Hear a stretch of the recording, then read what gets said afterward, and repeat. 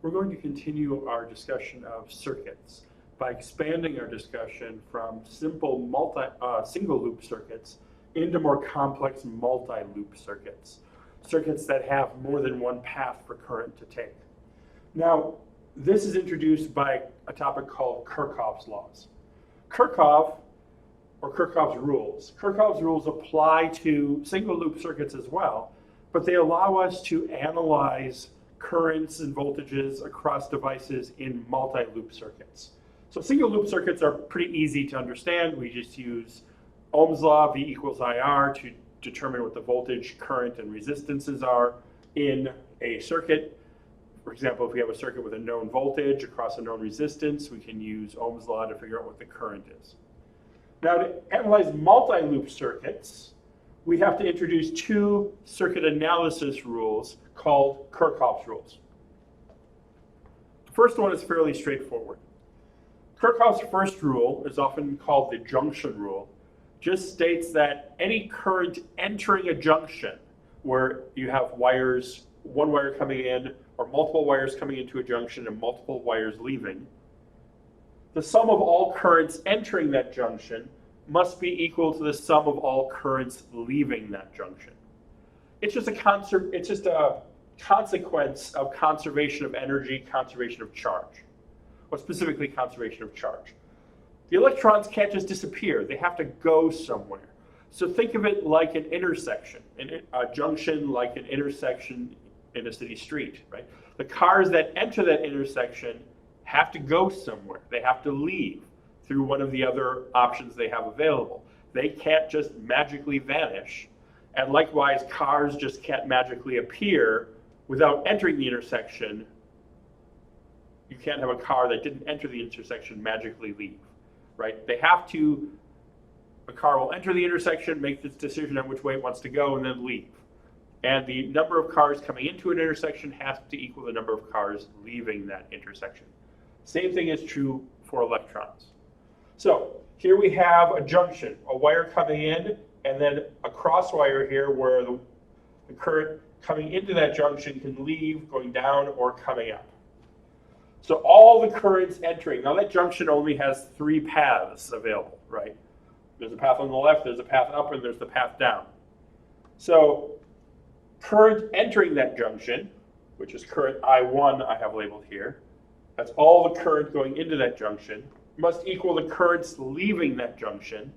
Well, current I2 is going up, so it's leaving that junction. Current I3 is going down here, it's leaving that junction. So I1 must equal I2 plus I3. Fairly simple way of calculating. Now, if I flip the direction of I2, if I have I2 coming in, then I have to rewrite that equation, right? The sum of all currents entering must be equal to the sum of all currents leaving. So whenever you have a junction in a multi-loop circuit, figure out what currents are entering that junction, figure out what currents are leaving that junction, and make sure you have all the currents entering on one side of the equation, having all the currents leaving on the other side. Now, sometimes you're not sure if a current is entering or leaving. It's not clear. Well, make a guess. Make a guess and then be consistent with that guess. If you think current I2 is leaving here, be consistent when you set up your equations. If you think current I2 is coming into that junction, just be consistent. When you solve these equations, what will happen is if you guessed wrong, and we'll do an example problem where I'll show you this, and of course the online homework will be looking at that as well. If you guess wrong, the worst thing that will happen is your current will come out being negative. So if a current I2 should be 5 amps leaving, and you accidentally had the current going into the junction, your solution will be negative 5 amps. Now, currents cannot be negative. All that tells you is that you picked the wrong direction. So this is Kirchhoff's first rule, the junction rule. Now we're going to look at a slightly more complicated rule, Kirchhoff's second rule. Kirchhoff's second rule is often called the loop rule. The loop rule states that the algebraic sum of all the changes in potential around any closed circuit path or circuit loop must be 0. That just means that as you follow a path around a circuit, a closed circuit, when you start off at one point and you come back to that same point, the changes in potential have to be zero. In other words, you have to be at the same potential you were when you started. So this is just an application of conservation of energy. So any changes in conservation of energy, any changes in potential energy have to balance. So you're at the same energy you started with. So basically the energy provided by the EMF source, the chemical energy from a battery, for instance, or the energy supplied by wind power or whatever, the EMF source supplying the energy, that energy has to be used up by other circuit elements. So if I provide 5 joules into the circuit, 5 joules has to be used up by the circuit. Now, I have a very simple one-loop circuit drawn here. Now, I did talk about how Kirchhoff's laws allow us to examine multi-loop circuits, and we will look at multi-loop circuits in a little bit. But I just want to apply it to a simple single loop to show you what I mean. So we have to pick a starting point, right? We have to transverse a loop of this circuit. So I'm going to start at point A down here, and I'm going to go clockwise through this circuit in the direction I think the current is going to go. This is actually a simple guess. Again, current goes out of the positive terminal, comes into the negative terminal. Most likely current flows clockwise into this circuit. Now the potential changes going from point A through each of these 4 circuit elements back to point A, right? There are 4 circuit elements. We have a battery and we have 3 resistors. So a total of 4. When I go through the battery, I'm going from the negative to the positive terminal. I'm adding energy. That's what a battery does. It gives it a potential boost. It adds energy to the system. So I get a positive change in potential. Again, this little squiggly E means the EMF.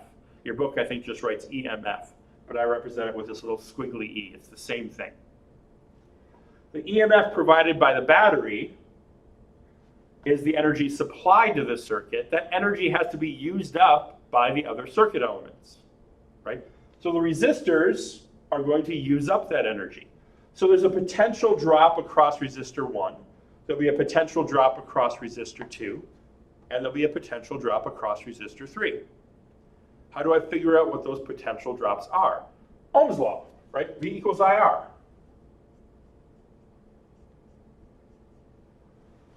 The potential across resistor is equal to the resistance value times the current in that resistor.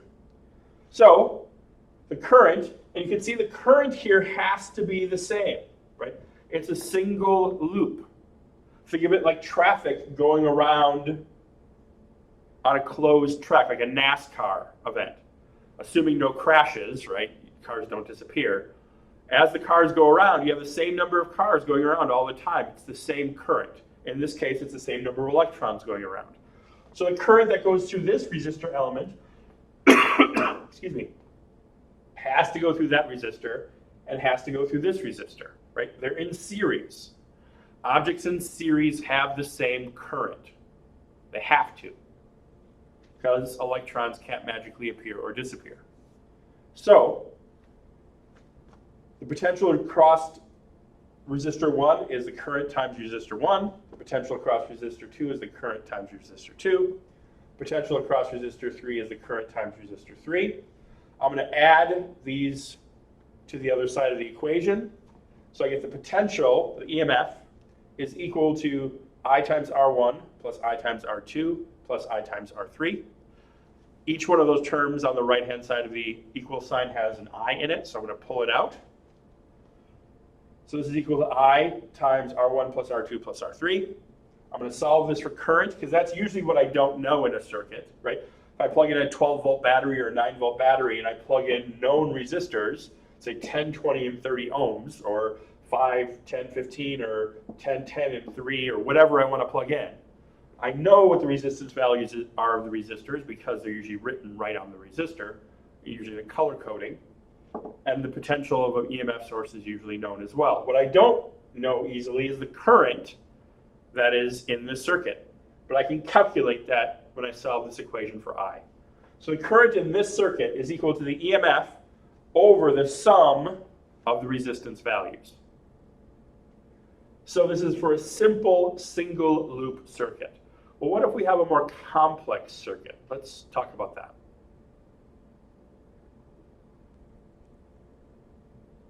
When applying Kirchhoff's rules, there are two main things that you have to take into account when you're looking at a multi-loop circuit. And we'll work out an example on the whiteboard in just a bit. First thing you need to do is label the current in each branch. So each wire in the circuit element up to a junction, right, must have a unique current, an independent current. So not each circuit element doesn't necessarily have to have an independent current, but circuit elements in series along the same wire all have to have the same current. You have to label that current, right? And decide which direction it is going. If you have a battery in that circuit element, chances are it's leaving the positive terminal of the battery in that direction. However, some rechargeable battery situations, the opposite is true. So pick a direction. Do your best guess. If you guess wrong regarding the direction, no worries.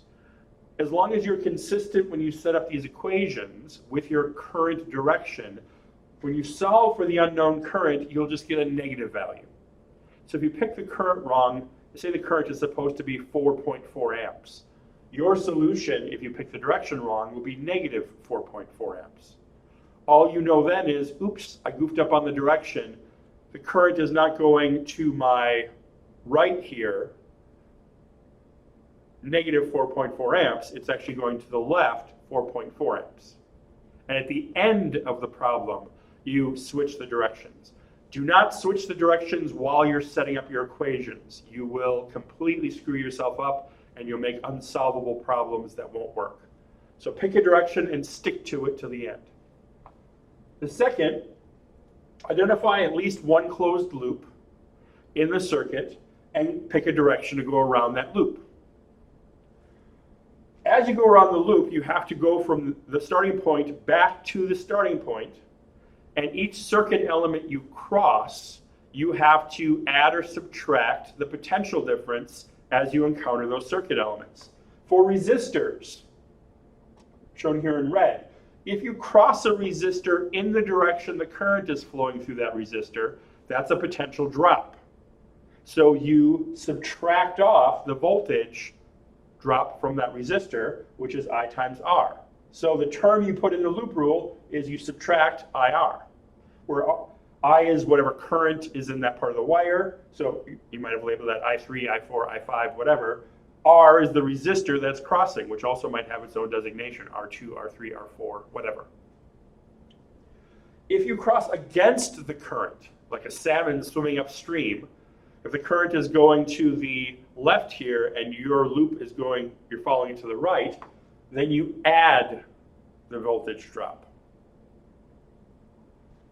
Secondly, that's how you deal with resistors. Secondly, to deal with EMF sources, if you cross an EMF source from the negative to the positive terminal of the battery, or the EMF source, it's a boost.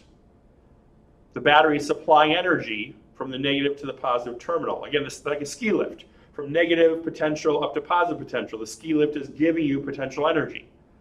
Since it's giving you potential energy, you add that voltage of the EMF source.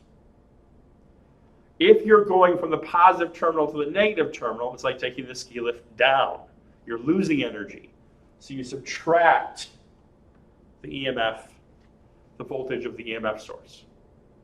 And we'll be looking at that with a circuit in just a bit. I'll draw up a circuit from your textbook. We'll go through the loop rule. We'll set up all the equations. We won't solve the problem because these problems can take quite a bit of time to solve. Your homework that I supply online, the homework problems that I work out in the videos, we'll go through a more detailed example. We'll just follow these rules to set up the system of equations using the problem-solving strategies of Kirchhoff's rules that are located in your book.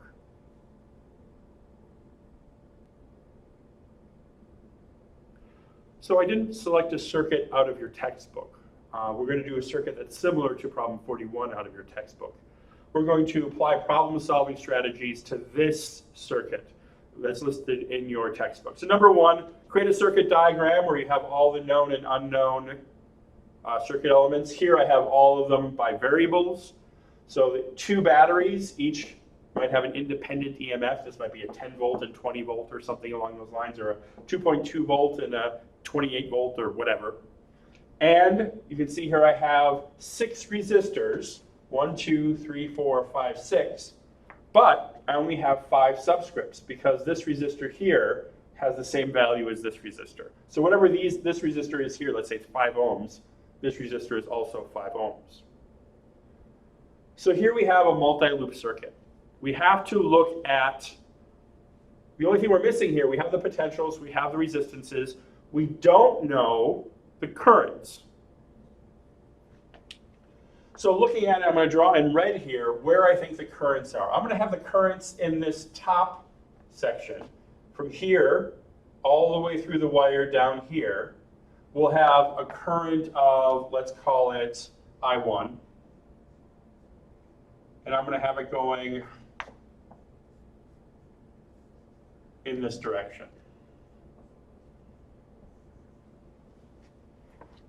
It has to be the same current in this top loop, not the loop, sorry, the top segment here, because resistor R2, the EMF source 1, resistor R1, and resistor R3 are all in series with one another. Now, here, this middle section, resistor R4 and battery E2 are also in series. I have to pick a direction. Now, usually the current is going to come, again, from the negative to the positive terminal. Positive terminal is the longer side. Right, negative terminal is the short, the positive terminal is the long, when you draw out these EMF sources. But I'm going to pick the current going in the other direction, because it doesn't really matter. I'm going to call that current I2, and I'm going to have it going to the left. If that is the wrong direction, when I solve my problem, current I2 will have a negative number. And then finally, in this lower segment, resistor R5 and R2 are in series. They have to have the same current. I'm going to have it going to the right. I'm going to have it called current I3.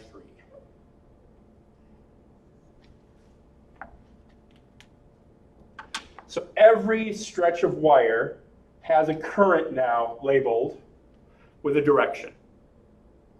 Now I have to first use Kirchhoff's loop rule, and we'll show that in blue, I believe, or green.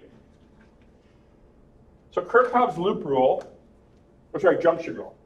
I want to look at the junctions. I want to look at where the wires come together, the intersections. And there are 2, right? There's one here, and there's one here. So let's look at the one on the left first. All the currents coming into that junction must equal all the currents leaving that junction. Well, in this junction, the only current going in is I2, right? Again, think of them like cars entering an intersection. I2 is going in, I3 is leaving, I1 is leaving. So I2 is equal to I1 plus I3. Currents entering the junction are equal to the total currents leaving the junction. Now, the second junction over here, same rule applies. All the currents entering that junction must equal all the currents leaving that junction. Well, I1 is definitely entering that junction. I3 is entering that junction. So we have I1 plus I3 is equal to the currents leaving that junction, I2. Note, it's the same equation. For this case, for this simple 2-loop circuit, right, I just flip what's on either side of the equal sign. Here's I2 is equal to I1 plus I3, I1 plus I3. I just flip this around. So really, we only need one of those equations. We have, ideally, 3 unknowns. I would give you in a problem what the batteries are, or what the resistance values are, the voltages of the batteries or the resistance values of the resistors. And usually you want to know, okay, what is the current in each of these loops? Well, there are 3 unknowns, right? There are 3 currents we don't know. So we need 3 equations to solve for 3 unknowns, probably your least favorite part of algebra when learning how to solve multiple sets of equations. Here we have two equations, but these equations are the same one. So it only really counts as one equation. But that's what we get from the junction rule. Now let's look at the loop rule. And I'll get my blue marker. All right, my blue marker. The loop rule. I'm going to pick a place to start and go through the loop. And I can actually make 3 loops here. I'm going to start down here each time. Now, how can I make 3 loops? Well, I can actually, we'll start here for now. I can make this bottom loop and come back to the same location. I can loop around the whole circuit and come back to the same location. Or if I start up here, I can make a loop along the top and come back to the same location. So there are 3 potential loops. So I'm going to write out those equations below because they can be long depending on how many circuit elements I go through. So starting here, let's go around the whole outside. Starting here, I'm going to go clockwise around the whole outside. My first thing I encounter is a resistor, R2, with current I1, and I'm going in the direction of the current. So I subtract I1 times R2. Then I hit a battery. I'm going from the negative to the positive terminal, so I add the EMF of the battery. I cross resistor R1 in the direction of current, so I subtract that current I1 times R1. Now I cross R3 in the direction of the current, so I subtract I1 times R3, and it's important to make sure you get the subscripts right. I come down here, I cross R2 against the current, so I add the current, which is I3 times R2, and then I also cross R5 against the current, so I add I3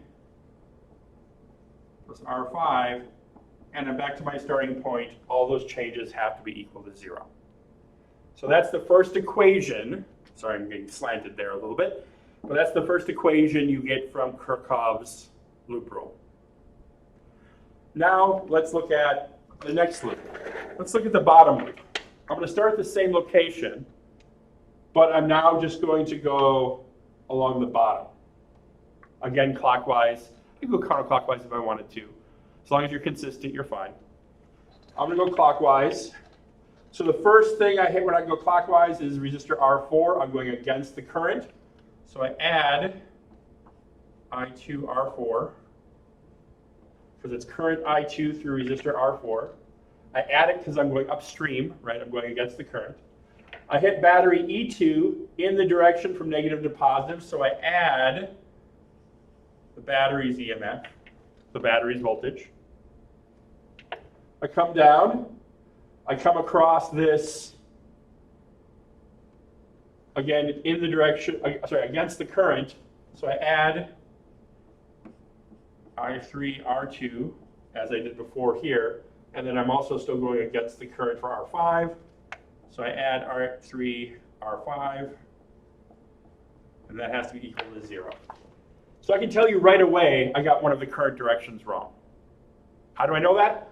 This is positive, this is positive, this is positive, this is positive. I'm adding all these up, it has to equal 0. The only way that works is if one of these currents is negative. So I think I intentionally picked this one to be in the wrong direction, but I3 also might be in the wrong direction. I won't know until I solve. And then finally, we want the top loop. The top loop, I'm going to start at this point and go clockwise again through the top loop. First thing I hit is the battery in the direction from negative to positive, so I add the EMF of the battery. I cross resistor R1 in the direction of the current, so I subtract I1 R1. I hit resistor R3 in the direction of the current, so I subtract I1 R3. I come across, I'm going against this battery, so I subtract EMF of the battery, voltage of the battery.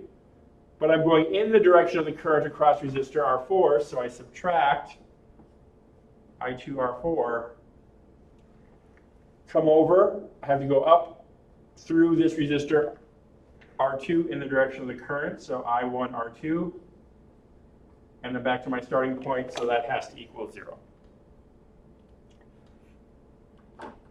So I have 5 equations. Right?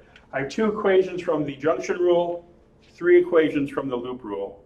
I have 3 unknowns. I don't know what I1, I2, and I3 are. If I tell you what all the voltages and resistances are, you should be able to calculate the only unknowns then are the currents, I1, I2, and I3. So you need 3 equations to solve for 3 unknowns. This equation is basically redundant, so you want to use one of these equations and 2 of these. Right? Solve, you have to get rid of one of the variables. So solve this equation, solve for I2. So solve all these equations for I2. For example, there is no I2 in the top equation. So solve the 2 bottom equations for I2, substitute in. Then you have I1 and I3. Now you have 2 equations with just I1 and I3. Solve both of those for I3, set them equal to each other. Solve for I1. Now you have current I1. Once you have current I1, plug it in the previous equation to get current I3. And then once you have I1 and I3, plug it into this equation to get I2. So you take your multiple, your 3 equations with 3 unknowns, you turn it into 2 equations with 2 unknowns, turn that into 1 equation with 1 unknown, solve that unknown, and then go back and start plugging in your unknown into those previous equations to get your other unknowns. Algebraically, this is messy. You can all do this. You all have the algebra skills to do this. But it is important that when you set up these equations, you're consistent. So simple versions of this you'll be asked to solve.